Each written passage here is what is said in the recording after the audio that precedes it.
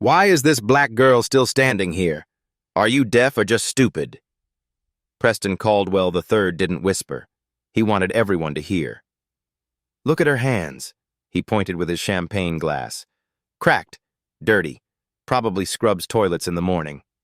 He laughed. And they let her touch my food? Danielle kept her head down. Sir, I can come back when what? When you learn to read? He turned to his assistant. This is what happens when they hire from the ghetto. No education, no class, no brain. He waved her away like a fly. Get me a real server, someone who doesn't smell like the bus. The restaurant went dead silent. A billionaire, a black waitress, 50 rich people watching. No one defended her. But Danielle didn't cry. She didn't run. She smiled. And what she did next made Preston Caldwell choke on his own arrogance. Danielle straightened her spine. Her hand slipped into her apron pocket. Her fingers wrapped around a worn dictionary. Pages soft from years of use. Her grandmother's handwriting inside. Her anchor.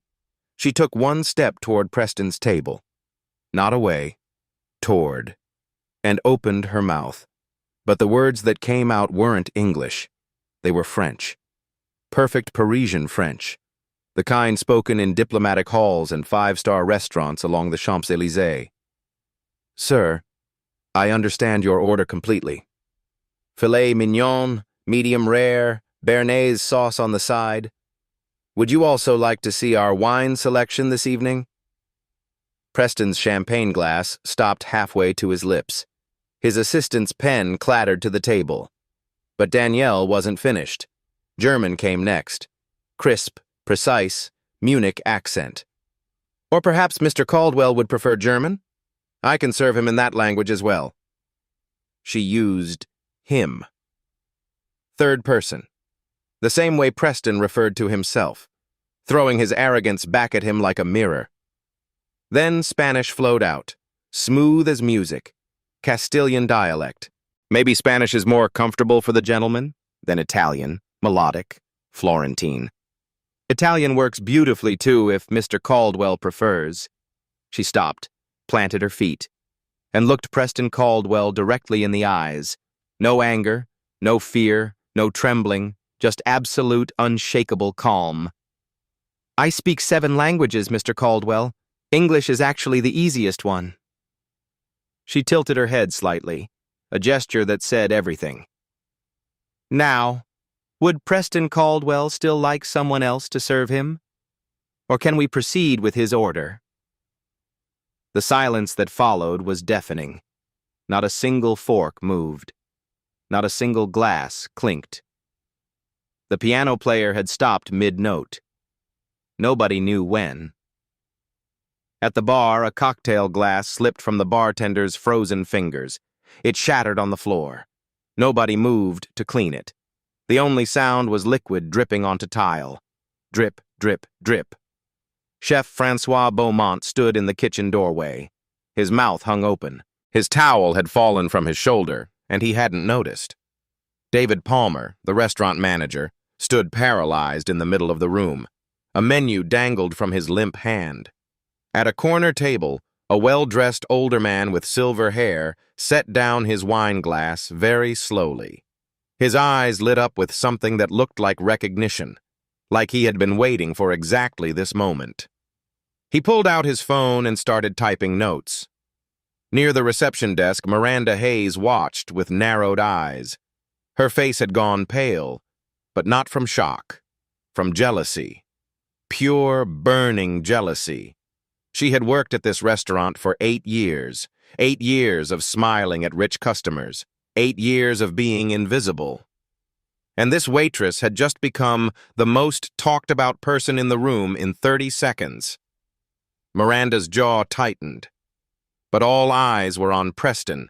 Preston Caldwell III. Billionaire. Tech titan. A man who had never been speechless in 62 years of life. He sat there like someone had reached across the table and slapped him with a silk glove. His mouth opened, closed, opened again. His face cycled through colors. Red, white, red again. No words came out. For the first time in his entire privileged existence, Preston Caldwell had absolutely nothing to say. Danielle's hands trembled slightly beneath the table. She hid it well. This was the first time in 18 months she had shown anyone at this job who she really was. 18 months of hiding, of keeping her head down, of being exactly what people expected. And now the mask was off. She didn't know if this would save her or destroy her. But there was no going back now. 5 seconds of silence stretched into eternity. Preston recovered first. Men like him always do. They have too much pride to stay down. He cleared his throat, adjusted his collar, set down his champagne glass with deliberate control. When he spoke again, his voice was different, softer, almost human. "Where did you learn to speak like that?" No more third person, no more Preston Caldwell, just a man asking a question he genuinely wanted answered. "The public library," Danielle said evenly. "Community college before I had to drop out. And the immigrants in my neighborhood who were kind enough to teach me." "You dropped out?" "Life doesn't always follow the plan, Mr. Caldwell." Something flickered across his face. It might have been respect. It might have been calculation. With men like Preston, it was hard to tell the difference. Before he could respond, his phone rang. He glanced at the screen. His expression changed instantly. The color drained from his face. "Damn it!" He answered. The voice on the other end spoke rapid German, business German, legal terms, tight deadlines, pressure. Preston didn't understand a single word. He covered the phone and hissed at his assistant. "Where the hell is Thomas, my interpreter?" "Food poisoning, sir. He's been vomiting all day. We called every agency in Chicago. Nobody's available on this short notice." "This is the Munich deal. Klaus Schmidt, $40 million. He refuses to conduct business in anything but German. The deadline is midnight tonight." Preston looked around the room desperately.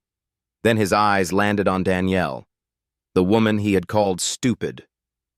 The woman he said smelled like a bus. The woman he wanted removed from his sight. He needed her, and they both knew it. "You said you speak German." "I do. I need your help." 4 words. 4 simple words that changed everything. Preston Caldwell III, billionaire, titan of industry, master of the universe, was asking a black waitress for help. The same black waitress he had tried to humiliate 5 minutes ago. Danielle could have said no. She had every right, every reason.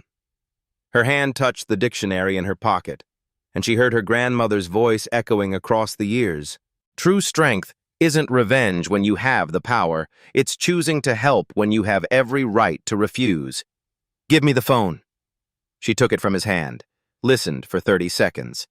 The German was fast, technical, impatient. Then she responded. Perfect German. Munich accent. Formal business register. "Good evening, Mr. Schmidt. My name is Danielle. I'll be interpreting for Mr. Caldwell tonight. How may I assist you?" The voice on the other end paused, surprised by the flawless accent. For 5 minutes, Danielle conducted a negotiation that Preston couldn't follow. But she wasn't just translating words. She was translating culture. When Schmidt expressed concern about a timeline, Danielle recognized it as a German cultural value. Punctuality was sacred. She explained this to Preston, suggested restructuring the offer. When tension rose over a contract clause, she deployed a German proverb.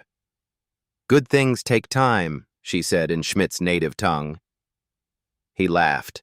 The tension dissolved. The deal was saved. Before hanging up, Schmidt switched to English so Preston could understand. "Mr. Caldwell, your new interpreter is remarkable. She sounds like she was educated in Munich itself. Wherever did you find her?" Preston stared at Danielle. "The public library, and a bookshop owner in Detroit." "Extraordinary. I look forward to working with her again." "Good evening." The call ended. Preston slumped back in his chair like a man who had just survived a car accident. You just saved me $40 million. I translated a phone call. The deal was yours. No.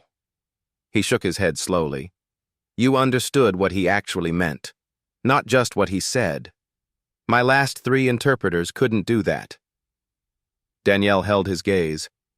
That's what language is, Mr. Caldwell, not just words, meaning, context, culture. He studied her for a long moment. You're wasted here. I know. But neither of them noticed Miranda Hayes watching from the shadows. Her eyes were narrow. Her phone was in her hand, and her jealousy was about to destroy everything. To understand why Danielle helped the man who humiliated her, you need to know where she came from. And why, when she looked at Preston Caldwell, she didn't just see an arrogant billionaire. She saw the man who destroyed her family. Detroit, 2007. A small kitchen. Yellow walls. The smell of cinnamon rolls baking in the oven. Jazz playing softly on an old radio. 10-year-old Danielle sat at the table with her grandmother Ruth. Books covered every surface, dictionaries, language guides, grammar workbooks borrowed from the library. Ruth's hands were weathered from decades of hard work, but they held a small pocket dictionary with infinite tenderness. Language is not just words, baby girl. Ruth's voice was warm as Sunday morning. It's a key. It opens doors that other people don't even know exist. She pressed the dictionary into Danielle's small hands. I started with this one. French, then German, then Spanish. She smiled. You'll go further than I ever did. Inside the dictionary were handwritten notes in 4 languages. Ruth's own journey, mapped in fading ink. Promise me you'll never stop learning. I promise, Grandma. That dictionary never left Danielle's side. 8 years later, the world fell apart. 2015, Northwestern Memorial Hospital. Ruth lay in a bed that seemed to swallow her shrinking frame. Cancer. Caught too late because she couldn't afford regular checkups. Danielle held her grandmother's hand. It felt like paper, like it might crumble if she squeezed too hard. Promise me. Ruth's voice was barely a whisper. Never stop believing in yourself. Never let anyone tell you what you can't be. I promise, Grandma. I promise. Ruth's eyes closed. She never opened them again. 3 weeks after the funeral, Danielle's mother, Grace, came home from work in tears. Grace had worked at Caldwell Electronics for 18 years. Line supervisor. 45 workers under her. Perfect attendance record. Not one sick day in 18 years. That afternoon, everyone had been called to the factory floor. A video screen flickered to life. A man with silver hair appeared. Expensive suit. Corner office. The kind of face that had never known a moment of real struggle. The board, under Preston Caldwell's leadership, has determined that consolidation is necessary. The Detroit facility will cease production effective January 1st. 2,000 workers. Terminated. 3 days before Christmas. Grace Stevens was employee number 1,847. Preston didn't read any names. He didn't apologize. He didn't even come in person. He announced it from a screen, referring to himself in third person, like he wasn't responsible. Like Preston Caldwell was some separate entity that made these decisions. Like the 2,000 human beings losing their jobs weren't even worth a face-to-face goodbye. Grace lost her job, then her health insurance. The heart condition she has now? It could have been caught years ago, treated before it became critical. But without insurance, she couldn't afford the checkups. Now, 10 years later, Grace needs surgery. $85,000. And Danielle works 2 jobs trying to save her. Tonight, in this fancy Chicago restaurant, Danielle recognized Preston Caldwell the moment he sat down. She had seen that face on a video screen 10 years ago. The face that told her mother, 3 days before Christmas, that 18 years of perfect service meant nothing. He didn't recognize her. Why would he? He never knew any of their names. Danielle felt the dictionary in her pocket, her grandmother's handwriting on the first page. True strength is not revenge. It's choosing to help when you have the power to destroy. She could expose him right now, scream the truth in front of everyone. But revenge wouldn't save her mother. Only moving forward could do that. So she swallowed the rage and kept working. The restaurant buzzed with whispers. Did you hear? 7 languages. From the library. From her neighbors. Preston couldn't let it go. 30 minutes after the Munich call, he summoned Danielle back to his table. His entire demeanor had shifted. The cruelty was gone, replaced by something that looked almost like curiosity. Sit down. I'm still on the clock, Mr. Caldwell. 5 minutes. I'll make it worth your while. Danielle sat, but she kept her posture ready to stand at any moment. She wasn't relaxing. She was waiting. The German was perfect, Preston said. Munich accent. Even Schmidt noticed. Where did you really learn? I told you. The public library. Online resources. And Mr. Braun. Who's Mr. Braun? He owns a used bookshop in my neighborhood. Former literature professor from Munich, Ludwig Maximilians University. He retired and came to America. Missed teaching. I wanted to learn. We made a deal. A bookshop owner. Preston shook his head. And the French? Madame Colette. Retired teacher from Lyon. She volunteers at the community center on Saturdays. Spanish? Senora Gutierrez, my neighbor. She's from Guadalajara. Makes the best tamales in Detroit. I help her grandson with homework. She teaches me Spanish. Italian? Mostly YouTube, plus 1 semester at community college before I dropped out. Portuguese?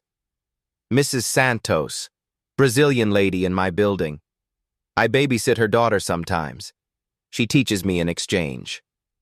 That's 6. Preston leaned forward. You said 7. Arabic, from Mr. Mansour. He runs the grocery store on my block. He's from Lebanon originally. Preston pulled out his phone again. Ali Hassan, my business partner in Dubai. He refuses to speak English on principle, says it corrupts the soul. He smiled slightly. Let's see how good your Arabic really is.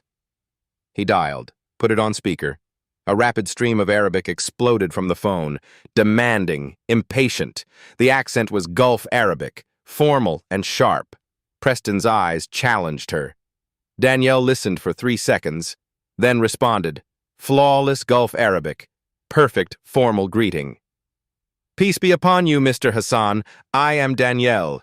Mr. Caldwell wishes to discuss the contract details with you. Dead silence on the other end. Then laughter, rich and warm. Preston! Hassan's voice boomed through the speaker. Who is this woman? She speaks better Arabic than your last 3 interpreters combined. She sounds like she grew up in Abu Dhabi. She learned from her neighborhood. Then send me the address of this magical neighborhood. I want to hire the entire block. Hassan was still laughing. Don't lose this one, my friend. She's worth more than your Munich deal. The call ended. Preston stared at Danielle like he was seeing her for the first time. 7 languages, from a library and your neighbors. Knowledge doesn't have a zip code, Mr. Caldwell. He nodded slowly. You're wasted here. You've said that twice now. Because I mean it twice. For one moment, something almost like respect flickered in his eyes. But in the shadows near the reception desk, Miranda Hayes was typing furiously on her phone. Her plan was taking shape, and Danielle had no idea what was coming. 9:15 p.m. Danielle was clearing a table when Miranda approached Preston. Mr. Caldwell. Miranda's voice was silk and poison. May I have a word? It's about the waitress. Preston barely glanced up. What about her? Miranda leaned in close, lowered her voice to a concerned whisper. I've been watching her for 18 months. She's worked here since the beginning, and not once did she reveal she speaks other languages. She paused for effect. Don't you find that strange? Now she had his attention. She was standing right there during your Munich call, before you even asked for help. She heard everything. $40 million, bid details, competitor names, strategy. Preston's expression darkened. And then she just happened to speak perfect German? Miranda shook her head slowly. Someone with 7 languages working as a waitress for minimum wage? That doesn't add up, sir. What exactly are you suggesting? What if she's been listening to confidential conversations for 18 months, gathering information, selling it to your competitors, to journalists? She let that sink in. Think about it. A woman that talented, hiding in plain sight as a waitress? Either she's running from something, or she's working for someone. Preston had been betrayed before. Business partners who stole his ideas, employees who sold secrets to rivals, family members who sued for inheritance. He trusted no one, and Miranda knew exactly which wounds to press. Why would she hide it for 18 months? Preston asked. Exactly my question, sir. Miranda nodded gravely. Someone with nothing to hide doesn't hide. Get me your manager. David Palmer arrived within seconds, nervous, sweating. He knew that tone. Yes, Mr. Caldwell? That waitress, Danielle. Terminate her, immediately. David's face went white. Sir? She just helped you save... She was eavesdropping on confidential business communications. She concealed her abilities for 18 months. That's deception. That's a security risk. But there's no proof. I'm the largest private donor to your parent company. I dine here 3 times a week. Are you really going to argue with me over a waitress? David looked across the room at Danielle. She was smiling at a customer, laughing at something they said, completely unaware that her world was about to collapse. He closed his eyes. Yes, sir. David walked toward Danielle like a man walking to an execution, his own. Danielle, his voice cracked. I need to speak with you. Her smile faded. What's wrong? I'm so sorry. I have to let you go. Effective immediately. What? The word came out strangled. Why? Mr. Caldwell believes... There are concerns about... I'm sorry. It's out of my hands. Concerns about what? I just saved his deal. David couldn't meet her eyes. Please, just go, before it gets worse. They escorted her through the kitchen, past the line cooks who suddenly found their stations fascinating, past the prep staff who couldn't look up, past the dishwashers who pretended not to see. Elena rushed toward her, tears streaming. Danielle, what happened? This is crazy. Stay out of it. Danielle grabbed Elena's arm. You'll lose your job too. But I can tell them, you have your mother to take care of. Don't. They pushed her toward the back door, but her path took her past the VIP section, past Preston Caldwell. He stood in the doorway, watching her walk of shame with cold satisfaction. No guilt, no remorse, just the expression of a man who had eliminated a problem. Their eyes met. In Danielle's gaze was something Preston didn't recognize. She had known who he was the entire time. She had helped him anyway, and he had just proved exactly what kind of man he was. Behind Preston, Miranda smiled. You made the right call, sir. Better safe than sorry. The back door opened. Cold air rushed in. And rain. So much rain. Danielle stepped out into the darkness. The door slammed behind her, and everything she had worked for shattered on the wet concrete. The rain came down like the sky was angry. Not a gentle drizzle, a punishment. Cold Chicago November rain that cut through clothing like knives. Danielle had no umbrella, no coat. Both were still inside, locked in her locker. She wasn't allowed to go back. She pressed her back against the brick wall of the alley and slid down until she hit the ground. The pavement was wet, dirty. Puddles soaked through her thin uniform in seconds. She didn't care. For the first time that night, she let herself break. The tears came hard. Not quiet, dignified tears. These were the ugly kind. The kind that come from somewhere deep in your chest. The kind that shake your whole body. 18 months. 18 months of hiding who she really was. Of smiling at insults. Of pretending to be exactly what people expected. Of being invisible. Tonight, she had finally shown the world her truth. And the world had punished her for it. The rain plastered her hair to her face. Her teeth chattered uncontrollably. Her fingers were going numb. She reached into her apron pocket. The dictionary. Water had already seeped in. The old leather was soaked. She opened it with shaking hands. The first page. Her grandmother's handwriting. Language is a key. It opens doors others don't see. The ink was running. The words were dissolving, fading into nothing right before her eyes. No, no, no, no. She tried to shield it with her body, curled around it like she could protect it from the storm. But the water kept coming, kept destroying. The last piece of her grandmother was disappearing in her hands. Her phone buzzed in her pocket. She almost didn't answer. What was the point? But the screen said Northwestern Memorial Hospital. Her mother's hospital. Miss Stevens? This is Northwestern Memorial calling about your mother, Grace Stevens. Danielle's heart stopped. Is she okay? She's stable, but I'm calling about her surgery. It's been scheduled for 2 weeks from now. Yes, I know, I'm working on the payment. That's why I'm calling. The voice was flat, bureaucratic. We need a deposit of $20,000 within 48 hours to hold the surgical slot. Danielle couldn't breathe. 48 hours? Hospital policy, Miss Stevens. We've already extended the deadline twice. This is the final extension. If we don't receive the deposit by Wednesday at 5 p.m., we'll have to release the slot to another patient. But I just... She stopped. What could she say? I just lost my job? I'm sorry, Miss Stevens. I wish I had better news. The line went dead. Danielle stared at the phone in her rain-soaked hand. $20,000. 48 hours. She had $12,000 saved. Every penny she'd scraped together over 3 years of working 2 jobs. She needed $8,000 more. And she had just been fired. The math was impossible.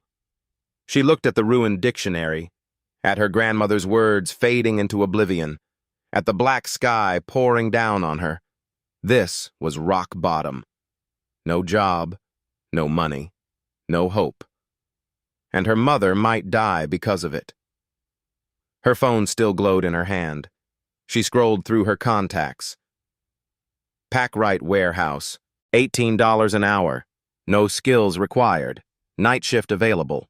She could call right now, beg for a position, work doubles, sell her car, pawn everything she owned. Maybe she could scrape together $8,000 in 48 hours. Maybe. Her finger hovered over the call button. Then the back door of the restaurant opened. Golden light spilled into the dark alley. A figure stood in the doorway, tall, silver hair, well-dressed but not flashy. He stepped out into the rain and opened an umbrella over Danielle's head. The rain stopped hitting her face. For the first time in what felt like hours, she could see clearly. The man looked down at her with kind eyes. I've been watching you for 6 months, Danielle. She froze. Tonight, you finally showed me exactly what I needed to see. Who are you? How do you know my name? He extended his hand to help her up. I know who taught you German. I know your grandmother's name was Ruth. I know your mother needs surgery. Danielle stared at him. And I know that Preston Caldwell just made the biggest mistake of his life. Under the awning of the building next door, Jonathan Mercer draped his cashmere coat over Danielle's shivering shoulders. She was soaked to the bone, shaking, clutching a ruined dictionary to her chest, but her eyes were sharp, suspicious. "How do you know all that about me?" Mercer smiled. It was a patient smile, the smile of a man who had waited a long time for this moment. 6 months ago, I had dinner with an old friend, Heinrich Braun. Danielle's eyes widened. Mr. Braun, the bookshop owner who taught her German. Heinrich told me about a young black woman who came into his shop every week, bought old German books with her tip money, stayed for hours practicing conversation. Mercer paused. He said you speak German better than his own grandson who was born in Berlin. Mr. Braun talks too much. He's been my friend for 30 years. He knows what I'm looking for. Mercer's expression grew serious. People with extraordinary gifts that the traditional system fails. People who slip through the cracks. People like you. So you've been stalking me. I've been scouting you, the way sports teams scout athletes, the way investors scout startups. Danielle wrapped the coat tighter around herself. And tonight? You just happened to be at that restaurant? I booked that table 2 weeks ago because I knew Preston Caldwell would be there. I've known Preston for 20 years. His jaw tightened. I knew exactly how he would treat someone who looks like you, doing the job you do. You wanted him to humiliate me? I wanted to see what you would do under pressure. Anyone can be talented when things are easy. I needed to see what you're made of when someone tries to break you. Danielle was quiet for a moment. And what did you learn? That you're everything Heinrich said you were. And more. He met her eyes. You didn't just speak 4 languages. You chose to help the man who insulted you. You chose excellence over revenge. That's rare. That's exactly what I need. He reached into his briefcase and pulled out a folder. Director of Global Client Relations at Mercer Global Partners. Starting salary, $140,000 annually. Full medical benefits for you and your immediate family. International travel, and a scholarship fund for you to give away to people like yourself. Danielle couldn't process the numbers. $140,000, 10 times what she made now. And the $20,000 my mother needs in 48 hours? Consider it an advance on your signing bonus. The money can be in your account by morning. Danielle stared at him, waiting for the catch. What do you want in return? Straight to business. I like that. Mercer nodded toward the restaurant. There's a woman arriving in 15 minutes. Eleanor Whitmore, British billionaire. $200 million deal. She requires all business communication in German. Her interpreter canceled. My backup isn't good enough. You need me. I've needed you for 6 months, but right now, tonight, you might be the only person in Chicago who can help me close this deal. Danielle looked at the restaurant door, at the golden light spilling from the windows, at the place that had just thrown her away like garbage. You want me to go back in there? I want you to walk back in there and show every single person in that room exactly how wrong they were about you. He paused. Including Preston Caldwell. Danielle thought about her mother, about Kevin's college applications, about the ruined dictionary in her hands, about her grandmother's voice. What we give comes back in ways we never expect. She took Mercer's hand. Let's go. Together, they walked toward the front door. Not the back door, the front.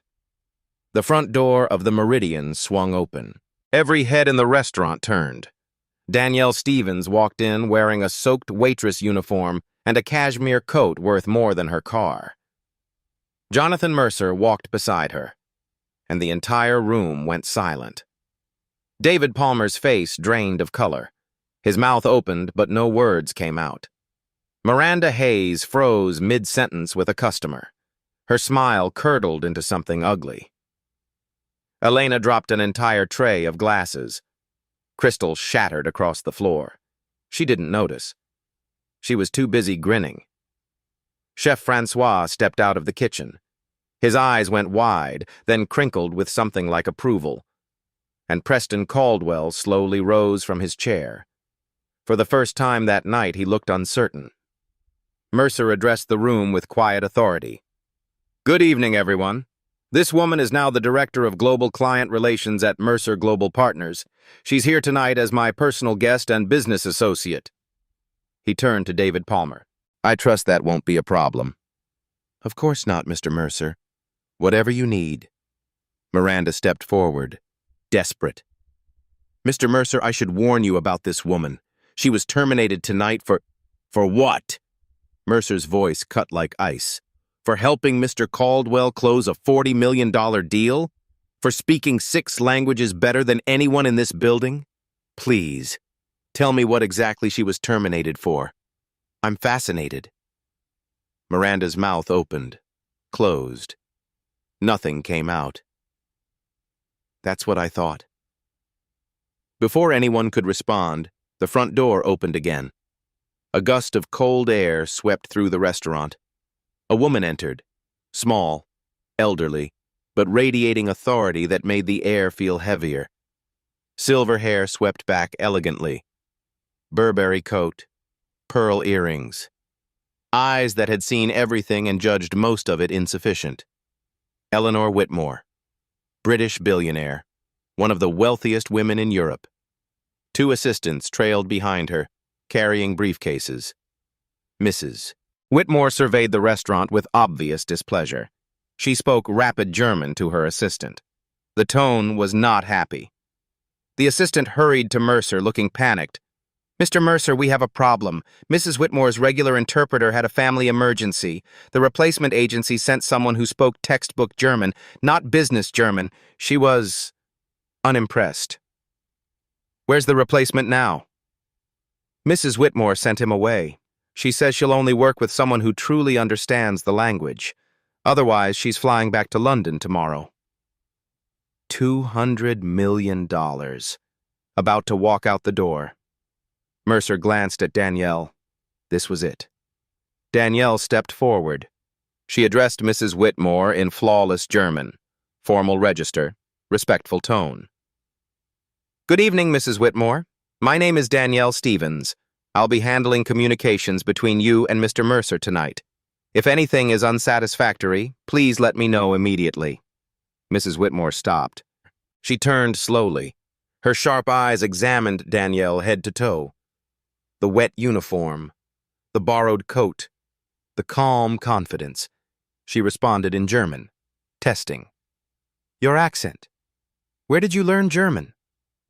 "In Detroit, Mrs. Whitmore, from a bookshop owner named Heinrich Braun. He was a professor at Ludwig Maximilians University before he retired." Mrs. Whitmore's expression shifted. "Heinrich Braun? I know that name. He taught me well, not just the language, the culture, the precision, the honor of keeping one's word." Silence stretched between them. Mrs. Whitmore studied Danielle's face for a long moment. Something flickered in her eyes. Recognition? Memory? Then, slowly, a small smile appeared. "Good. Let's talk business." She walked toward the private dining room. Danielle followed. Every person in that restaurant watched the black waitress they had dismissed walk away beside the most powerful woman in the room. Preston Caldwell sat down heavily. He had just watched the woman he fired become the most important person in the building. And somewhere in the back of his mind, a small voice was beginning to whisper that he had made a terrible mistake. The private dining room was elegant, smaller, more intimate. A crystal chandelier cast warm light over a mahogany table. Old paintings lined the walls. Mrs. Whitmore took the seat at the head of the table. Position of power. Mercer sat across from her. Danielle stood between them. The bridge. Mrs. Whitmore didn't begin with business. She began with interrogation. "How old are you?" The question came in German. Sharp, direct. 28, Mrs. Whitmore. What is your profession? 3 hours ago, I was a waitress in this restaurant. Now, I work for Mr. Mercer. Mrs. Whitmore raised an eyebrow. 3 hours? That quickly? Life changes fast, Mrs. Whitmore, sometimes in a single evening. Something flickered in the older woman's eyes. A recognition, a memory. Then she switched to business. Contract terms poured out in rapid German. Legal terminology. Technical clauses. Financial structures. Danielle translated. But not just words. She translated meaning. She's asking about profit distribution, Danielle explained to Mercer. But her real concern is whether you'll prioritize quarterly returns over long-term partnership. She wants to know if you're building something that lasts or something you'll flip for a quick profit. Tell her we're building a legacy. Danielle turned back to Mrs. Whitmore and used a German proverb. Mr. Mercer says we're not building a flash in the pan. We're building something for generations. As the Germans say, good things take time. Mrs. Whitmore nodded slowly. The negotiation continued. Technical details, cultural navigation, careful translation. At one point, Mrs. Whitmore demanded a clause that Mercer couldn't accept. He was about to refuse directly. That won't work. Danielle stopped him. Don't say no directly. In German business culture, it's too blunt. Offer an alternative. Frame it as collaboration. She turned to Mrs. Whitmore. Mr. Mercer deeply respects your position. He suggests we explore an alternative approach that achieves the same goal while benefiting both parties. May we propose something? Mrs. Whitmore considered, then nodded. The deal was saved. 2 hours of negotiation. Complex. Exhausting. Finally, the contract was nearly complete. But Mrs. Whitmore set down her pen. She looked at Danielle with an expression that had nothing to do with business. What is your family name? Stevens, Mrs. Whitmore.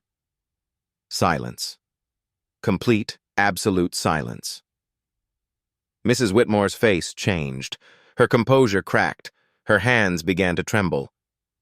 Stevens? Yes. Is something wrong? The old woman didn't answer. Her eyes were glistening. We need to speak privately. Her voice shook. Just you and me. She stood slowly. Everyone else, please leave. Mercer looked confused but didn't argue.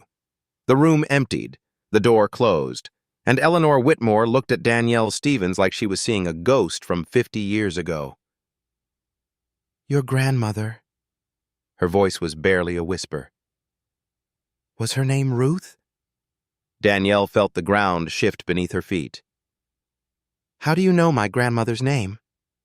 Mrs. Whitmore reached into her purse with trembling hands. She pulled out a photograph. Old, faded, black and white. A young black woman standing in front of a small school building. A sign behind her read, Stevens English Academy. This woman saved my life, Mrs. Whitmore said. 50 years ago, in Nigeria. She held out the photograph. Danielle took it and stopped breathing. She knew that face. She had seen it every single day for the first 18 years of her life. It was her grandmother. The door was closed. Just 2 women in a room filled with 50 years of history. Mrs. Whitmore poured tea with both hands, a gesture of profound respect. Her hands shook the entire time. Then she began to speak. In 1970, I was 23 years old, young, idealistic, foolish. Her voice was distant, lost in memory. I had just graduated from Cambridge. My father wanted me to join his shipping company. I wanted to save the world. So I joined an aid organization and flew to Nigeria. She paused. It was just after the Biafran War. You've probably never heard of it. 1 million people died. Mostly children. Starvation. Danielle listened in silence. I was distributing supplies in a remote village when our convoy was attacked. Not rebels, just desperate men looking for anything of value. They took everything, beat our driver, and left me on the side of a dirt road with a broken leg and a concussion. Mrs. Whitmore's hands gripped her teacup. I crawled to the nearest village. The clinic turned me away. No supplies, no money. I sat outside in the dirt, bleeding for 6 hours. I thought I was going to die.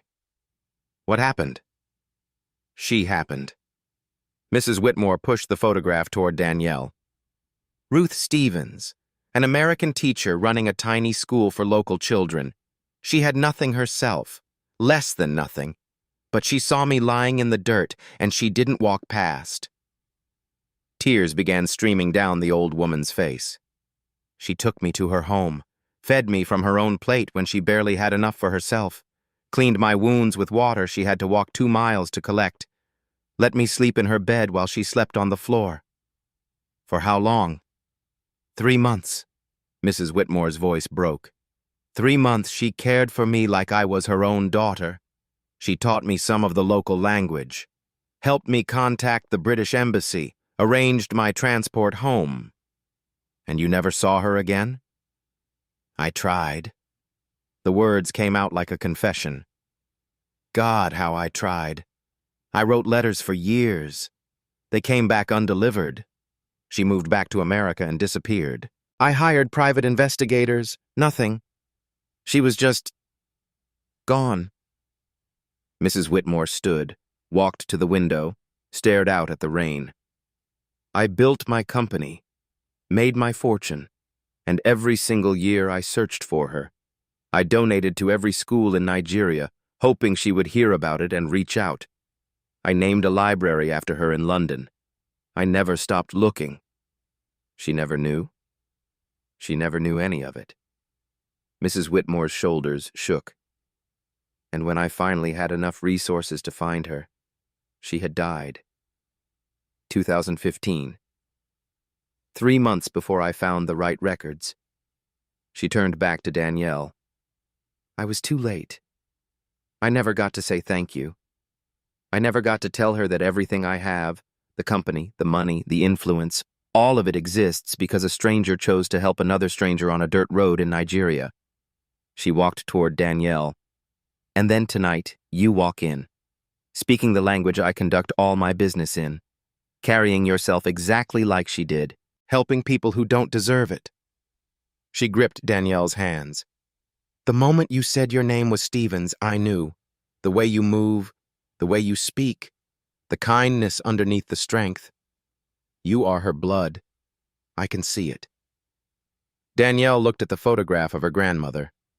Young Ruth, standing proud in front of a school she had built with nothing but determination and love. She never told us about you. That was Ruth. Mrs. Whitmore smiled through her tears. She never asked for recognition, never wanted anything in return. Every check I managed to send her over the years came back with the same note. What did it say? Pass it forward. Mrs. Whitmore walked to her briefcase. I owe your grandmother a debt I can never fully repay. She wouldn't take my money when she was alive. But you... She pulled out a checkbook. You are her legacy, her blood. And tonight, I can finally do something. She wrote quickly, tore the check from the book, handed it to Danielle. $500,000. For your mother's surgery, for your brother's education, for you. Danielle stared at the number. I can't accept this. You can, and you will. Mrs. Whitmore's voice was firm. This isn't charity. This is a debt 50 years overdue.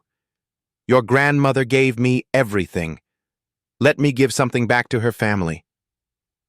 Danielle looked at the check, at the photograph of young Ruth, at this crying billionaire who had searched for her grandmother for half a century, and finally understood. Some things come full circle, not always to the person who gave, but they come back. Always. She took the check. "Thank you," she whispered. "From both of us." Mrs. Whitmore pulled her into an embrace. 78 years old and 28 years old. Connected across 5 decades by a woman who chose kindness on a dirt road in Africa and changed the world without ever knowing it. The door to the private room opened. Danielle and Mrs. Whitmore emerged. Both had red eyes. Both stood tall. Mrs. Whitmore addressed Mercer immediately. "The deal is signed, every clause, but I have one condition." "Name it." She pointed at Danielle. "She handles my account, personally. No one else, ever." Mercer nodded. "Done."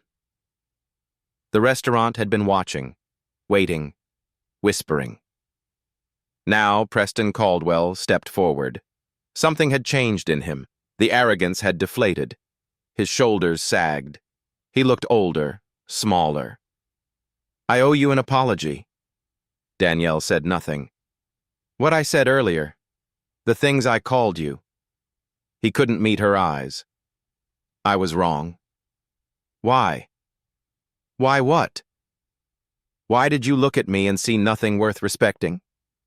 Preston had no answer, but Danielle did. "You don't remember me, do you?" "Remember you? We just met tonight." "We haven't met, but you've affected my life more than almost anyone." She took a step closer. "Detroit, December 2015, Caldwell Electronics. You closed the factory 3 days before Christmas. 2,000 people lost their jobs." Preston's face went white. "You announced it on a video screen. You didn't even come in person. You said, 'The board, under Preston Caldwell's leadership, has determined that consolidation is necessary.'" Her voice was steady. Not angry, just true. "Third person. Like you weren't responsible. Like it was someone else destroying 2,000 families right before the holidays." "I didn't know. My mother worked there for 18 years. Grace Stevens, line supervisor, 45 workers under her. She never missed a single day of work." Preston sank into a chair. "You signed 2,000 termination letters. You didn't read one name. My mother was number 1,847. His head dropped. She lost her job, then her health insurance. The heart condition she has now? It could have been caught years ago, treated before it became critical, but she couldn't afford checkups without insurance. Danielle stood over him. "Tonight you called me too dumb to serve you, but you never saw me, just like you never saw those 2,000 people. We were numbers on a spreadsheet, costs to be cut." "What can I do?" His voice cracked. "To make this right?" "You can't. 10 years is gone. You can't give them back." "Then what do you want from me?" "Remember this moment. The next time you want to dismiss someone because of how they look or where they work, remember tonight. Remember that you almost destroyed someone extraordinary because you couldn't be bothered to see them." She turned away. Mercer spoke up. "Preston, one more thing. Your assistant manager Miranda told you Danielle was a security threat, that she was eavesdropping for competitors." Preston looked up. She lied. She was jealous. Preston turned to Miranda. "Is that true?" Miranda stammered. I thought—" "You're fired. Get out." Miranda grabbed her purse and fled. The drama settled. Elena rushed forward and hugged Danielle. "You did it! You actually did it!" But Danielle saw something in Elena's eyes, a sadness underneath the joy. "Elena, what's wrong?" "Nothing. Tonight is your night. Tell me." Elena's face crumbled. "My mom. In Mexico. Same thing. Her heart. $60,000 for surgery. I've been sending money for 2 years, but—" Danielle looked at the check in her hand. $500,000. Enough to save her mother, pay for Kevin's college, change her entire life. She could keep it all. No one would blame her. But she heard her grandmother's voice. Pass it forward. She pulled out a pen, wrote on the back of the check, then carefully tore it. She handed a portion to Elena. For your mom. Elena stared at it. Danielle. No, this is yours. My grandmother saved a stranger 50 years ago with nothing but kindness. She didn't ask for anything. Danielle smiled through tears. I'm just continuing what she started. Elena collapsed into her arms, sobbing. Mrs. Whitmore watched, then spoke.